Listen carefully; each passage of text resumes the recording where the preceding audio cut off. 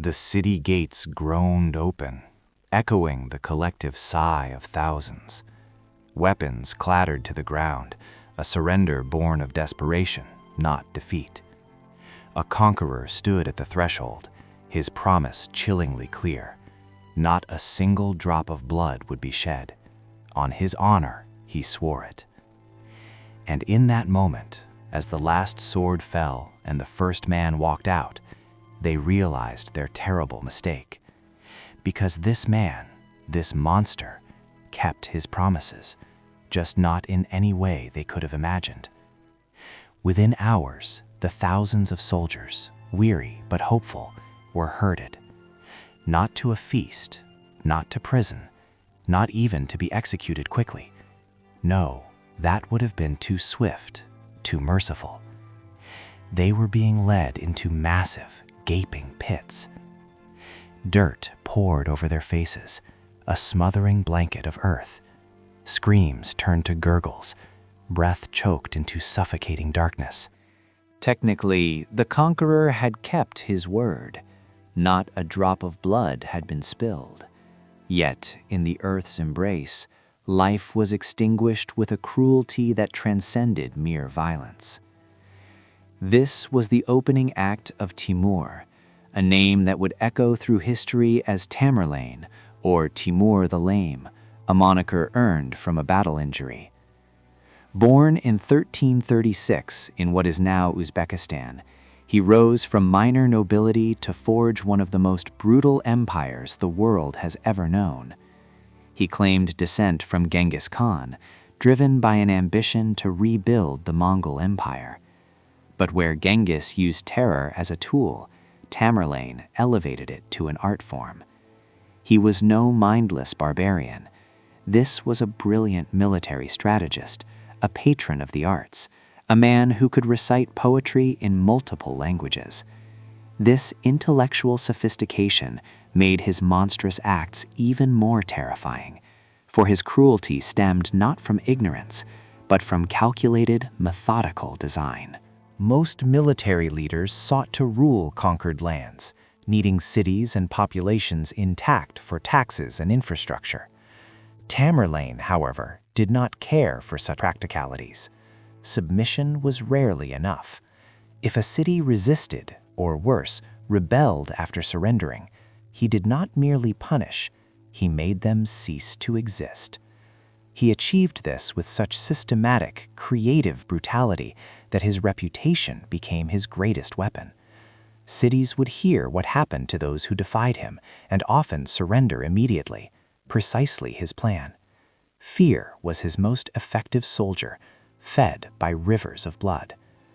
The scope of his destruction is almost incomprehensible. In just 35 years of conquest, Tamerlane's campaigns may have killed 17 million people. The world's population at the time was about 365 million, meaning he potentially wiped out nearly 5% of everyone alive on Earth. 1 in every 20 humans who existed during his lifetime may have died because of him. While historians debate the exact numbers, even if cut in half, this was mass death on a staggering scale. Unlike natural disasters, this was deliberate, methodical, and personal. So how did he do it? What specific acts of horror made entire civilizations tremble at his name? Let's find out. Our journey into Tamerlane's methods begins in the year 1400 in the city of Sivas, central Turkey. Sivas was then under Ottoman control, defended by mostly Armenian Christian soldiers. They had every reason to fear what was coming. By 1400, Tamerlane's reputation had spread like a plague. Every soldier defending Sivas knew the stories. They had heard about cities erased, populations massacred, unthinkable cruelties inflicted on those who resisted.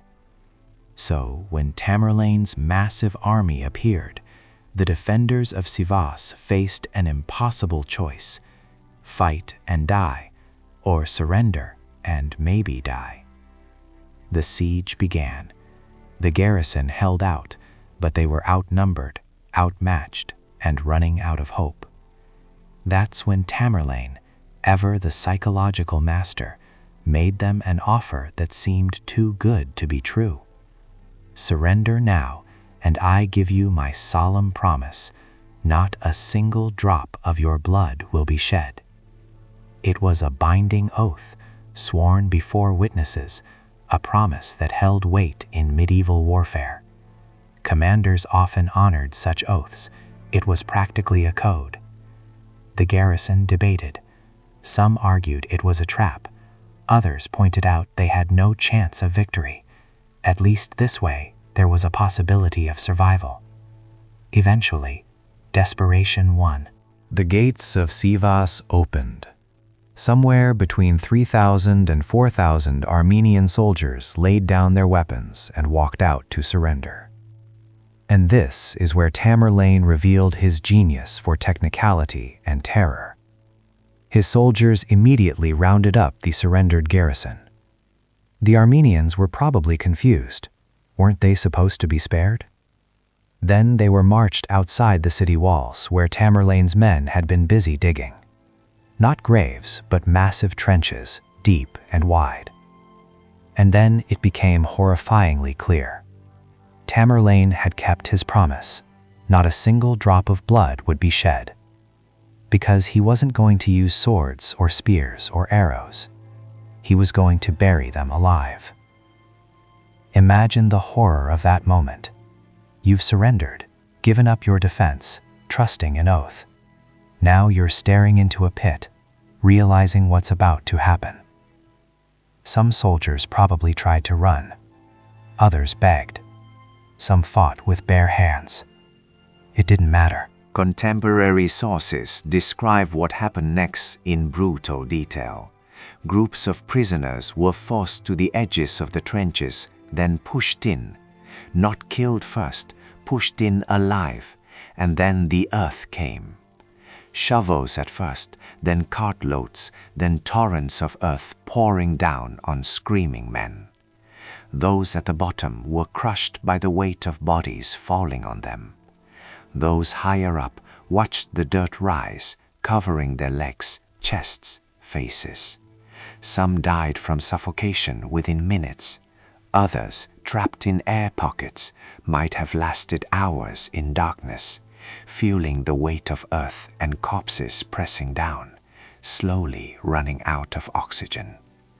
All 3,000 to 4,000 soldiers died this way. Tamerlane could then truthfully state he had kept his word. Not one drop of blood had been shed. But the real brilliance, if such monstrosity can be called brilliant, wasn't just the act. It was the message it communicated. This wasn't about killing Sivas's soldiers. It was about sending a message that would spread like wildfire across every kingdom, every city, every fortress in his path. The message: surrender means nothing. Mercy is an illusion. Promises are word games. And Tamerlane is always thinking 3 moves ahead. News of Sivas spread fast. Every city had to recalculate. Maybe fighting to the death was the better option, to die with a sword rather than dirt in your lungs. Or perhaps immediate surrender was the only hope, because who knew what Tamerlane would do if you made him work for it? This made Tamerlane so terrifying. He wasn't just a conqueror, he was a psychological architect, building structures of fear in people's minds. And Sivas was just his opening act. Because if you thought burying 4,000 men alive was bad, wait until you hear what he did to cities that actually defied him. If Sivas was a lesson in twisted promises, what Tamerlane did to the city of Urgen was something else entirely. This was about making a place and everyone in it vanish from the earth as if they had never existed. Urgen, a jewel of Central Asia, sat along the Silk Road, a capital of culture, wealth, and learning. Libraries, mosques, bustling markets, and beautiful homes graced its streets. It was, by all accounts, a city worth ruling. But Urgen made a catastrophic mistake. It rebelled. In medieval empires, rebellions were common. Usually, a conqueror would suppress them, execute leaders, perhaps inflict some terror, then get back to collecting taxes, needing cities to fund his empire. Not Tamerlane. For him, rebellion wasn't a political problem. It was a personal insult, demanding total retribution. In the year 1388, after Urgen dared to resist his rule, Tamerlane returned with his army. This wasn't going to be a siege in the traditional sense. This was going to be an execution, not of people, but of the city itself.